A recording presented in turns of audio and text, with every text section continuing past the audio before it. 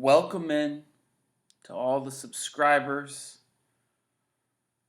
Our baseball statistics journey takes us to exit velocity today. I'm going to go into what is going on with exit velocity, where we find it, how we talk about it. I think I may have even made a little breakthrough for myself on exit velocity. I'm going to talk about that a little bit. I'm going on a brief vacation, so I got to leave you guys with a little something to digest over the weekend, because you might go a few days where I'm going to be researching. I'm going into the laboratory, so I just wanted to leave you with the last things, the last little pieces to digest as we go wide with the statistics. We're going wide. They all mean something, but then they're all missing something. They all make me feel one way and have me think one player is better than another, and then I go to a different one, and now a different player is better than that player.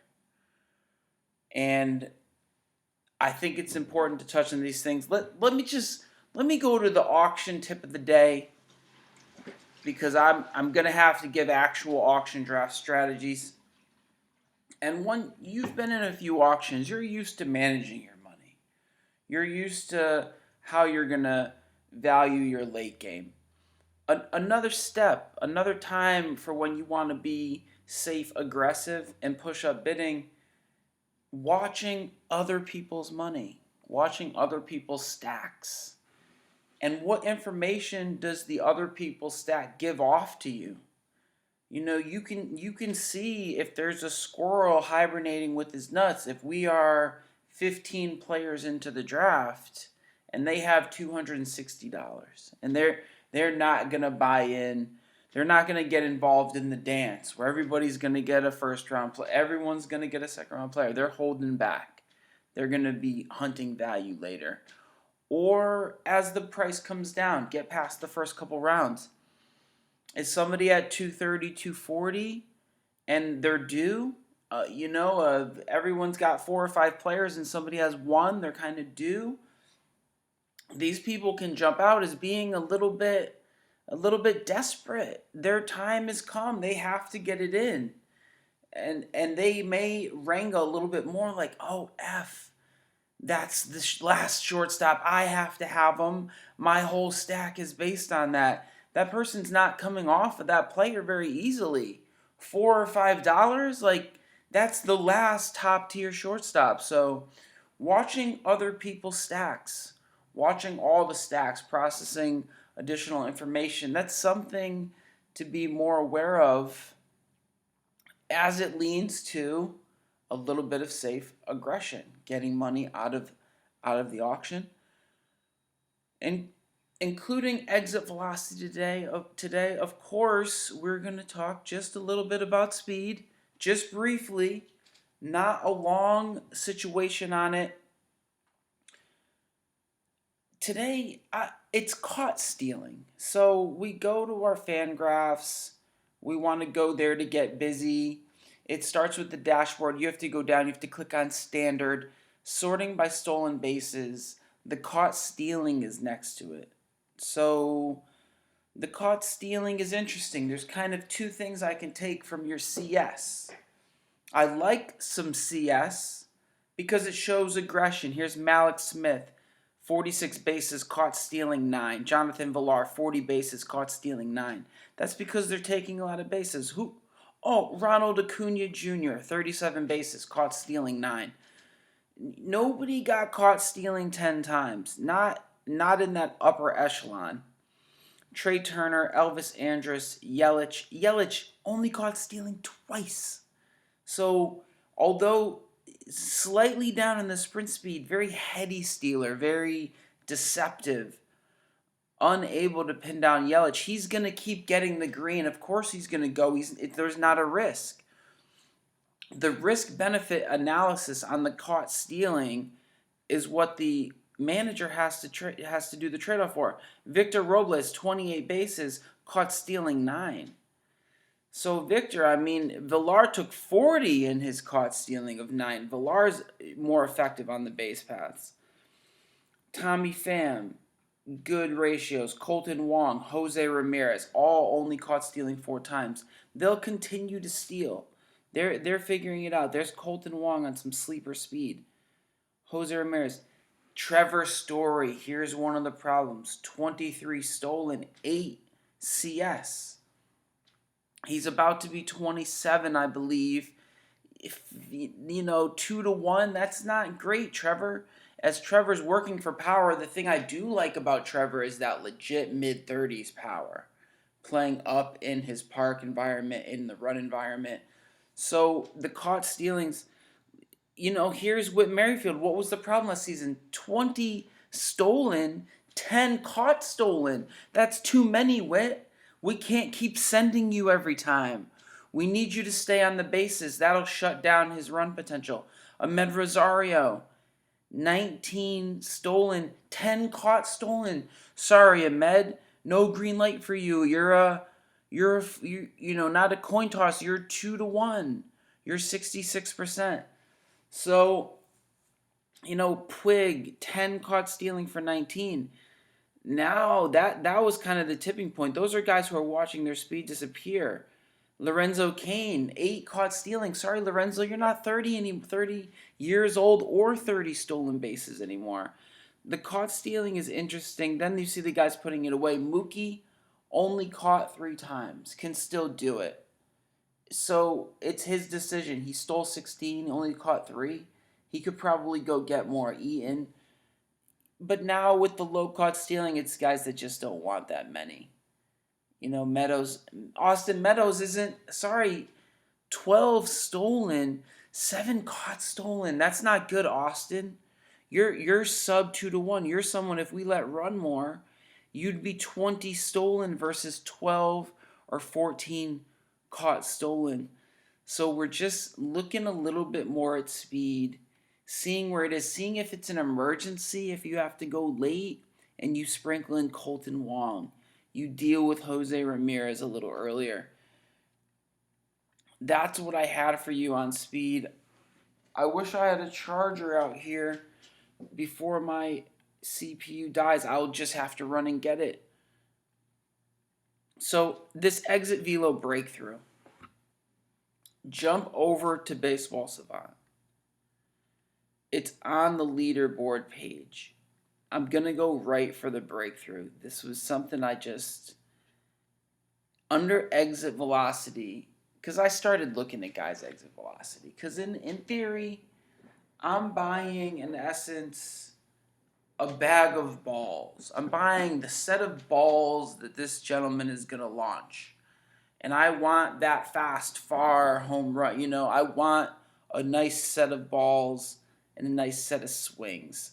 So what do I like? I like average exit velocity. Interesting on this list, average exit velocity. Let me jump right into what I think the breakthrough was. There are some pretenders. There are some, because a barrel is exit velocity and range. But in the equation, they're allowing for a wider range if the exit velocity is high. But this is leading to a little bit of error. There's guys that are getting high barrel rates because they're high exit velo guys, but they're low launch angle guys.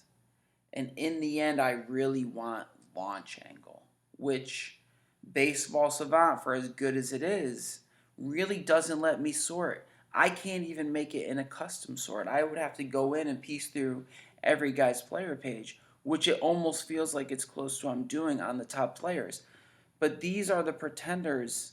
So when I sort by average exit velocity, as opposed to being excited and saying this is a list of the best players, which I can do better on other metrics, this has some of the pretenders get exploited, and they are the high average velo guys with the low barrels. And I go in and then I find out that what they're missing is a little bit of launch angle. It's just another thing. So Yoan Moncada with only a 7.9, but in 92, almost 93 exit velocity, where 90 would work. We've got guys hitting home runs. They're working at lower velos because the angle's good. Bryce Harper has a 91 exit velocity, the 44th person. He's got an 8.7 barrel rate, but his exit, the launch angle is just right. Gary Sanchez, who even is down here? Mike Trout. This is what's so crazy about it. Mike Trout is 72 on the exit velo average, working with 90.7 exit velo, but an 11 barrel rate because the launch angle is so high, because so much is in the air, it's all fly ball. So some of this, there's this give and take. There's a little bit of mistake in the pure barrel rate by itself, and that helps explain Joey Gallo, why he isn't the perfect preeminent slugger, because he's lacking the contact rates. It's just another piece to look at. I wanted to touch on that. CPU is just getting low. The reason the grind is worth it right now, and as I jump into some players, is this is the second round. This is first round cusp. This is second round. This is third round. And I'm not checking ADP. I'm sure somebody out there might have. But as the draft starts to get looser, being more accurate in here is seeing who falls. If I'm right in 3 and there's mistakes, in 4 I get a third round player. In 5 I might get a third round player if it's noobs. In 5 I'm getting 2 fourth round players. In 6, 2 fourths. So being right at the top is that important to me. I had to put some work in breaking down the other half of speed, our other favorite thing, power. So, in breaking down power, sorting by the home run list, I start to have to see power and certain things. Power with speed. Power with average. So for power with average, I may get power with low K rate. Not 26%, 20%. No, teens. 16, 18%. Power with low K rate. Power with high walk rate. Power with high walk rate. Power with counting stats, runs and RBI. And at some point, the run and RBI conversation has to take a detour into run productive environments. The difference between a guy who hit 42 home runs and only had 99 RBI versus 120 RBI are the guys around that person on the bases and how many runs the overall team scored. That's making a big difference. So the run-rich environments of the Yankees, the Red Sox, Minnesota, Houston, Oakland and Texas, Atlanta, Washington, the Cubs, the Dodgers, and the Rockies is leading to when those RBIs go, those home runs go, there's more RBI with it. So that's a good way to sort the power, to kind of shape up, okay, I want, it was important to have high walk rate because that way I'm getting on base. That player could go get me a run. The other thing with walk rate is a guy that can lay off borderline pitches and bad pitches makes a pitcher have to come across and challenge him. So I enjoy that. Low strikeout rate is going to be less droughts. The high strikeout rates is a lot of swing and miss, a lot of chase, a swing at everything. And I'd rather have a little bit more demanding eye, I think, for consistency. So that's a way that I'm breaking down power. Another thing as I'm looking is some plate discipline before we jump into players. The plate discipline, it's maddening across the platforms. If you're really in this, Fangraphs has 2 plate disciplines. Plate discipline and PitchFX plate discipline from 2 different camera systems. Okay, there's some slight variation there. Baseball Savant and the player page has its own plate discipline, and it's different from the other 2 plate disciplines. And inside the plate disciplines, when there's variation, they don't all vary the same. It's not like one is off by 3 or 4 consistently. That can vary. At this point, I will say I think the Baseball Savant Statcast plate discipline is the most stringent But I still like to use Fangraphs because my eye just reads it better. And when I go to the Savant, the order's switched, and then there's whiff rate, but there isn't swinging strike rate. And then there's meatball, and there's other numbers that I haven't even absorbed yet. But I'm somewhat using all the plate disciplines.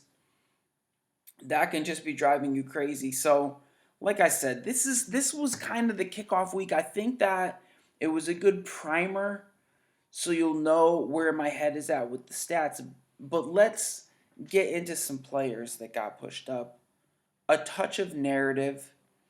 We've already heard my big five: Acuna, Trout, Yelich, Bellinger, and Juan Soto last time, and I haven't named number six. I'm not naming a number six, but some people moved up into consideration. Let's just go with the way it looks. Francisco Lindor. I saw some launch angle regression from him last season. We know he started with an injury. His timing might have been off. I believe the power is always going to be there. Low run environment, he's in the conversation. Alex Bregman. Not stealing bases. Fairly small in stature. Not strong exit velo. A preeminent bat in the league. There is no more consistent. I think he was walking at 17% and striking out at only 11. Walking more than you strike out in the league. Bregman is commanding the zone. He's a big reason why Houston is such a run-productive environment. Nolan Arenado. Because we're going to need big power, and there's no safer big power than Nolan, who doesn't strike out.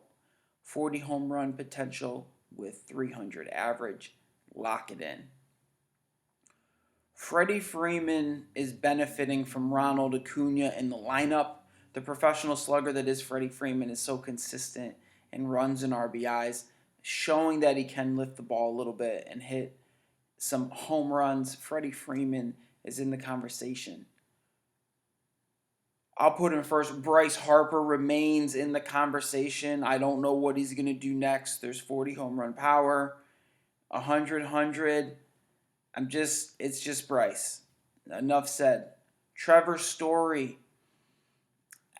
I'm going to say it right now, in the conversation between a Trey Turner, who I still think has more than 20 home runs of power, but doesn't exactly stay healthy and the bat isn't there. Trevor Story is the power-based slugger. He's going to get you 40-20 the other way, the reverse of Trey Turner. And I think this season, because of the need to have so much power, Trevor Story is in that spot. Jorge Soler gets lifted up into the spot. I want to go a little deeper. So there's some guys that it's going to be close outside the usual names of a Devers, a Pete Alonso, JD, Springer, Betts. These guys that I have to figure out who is number 6. Round out this top 10. But I wanted to go a little deeper. There's some guys that are starting to push up. They're just popping out. And when mistakes are made, this group of guys won't be pushed up far enough. Gleyber Torres has to get pushed up. Ketel Marte, I think it really happened a little bit. Bell from Pittsburgh. Bell was driving in runs, making a lot of contact. Muncy, Max Muncy, seriously? Trevor Siemian, did he figure something out? It's interesting. I don't want to take it, but I'm going to say he's got to come up. I mentioned Schwarber. In the outfield, Franmil Reyes. That is real power. We got to kind of nuzzle him up with that Ozuna and Stanton. Just some later guys that have to come up to get compared to at least the mid-tier. And it's fairly deep still. Think about those. Checking out some of the statistics that we go. That's what I got for you for players. Exit velo, working through it. Big shout out to the subscribers. Big shout out to the new subscribers if they're coming in. We're going to keep going with power speed. Let me go under the hood. Figure out some more stuff. I'll get back at you.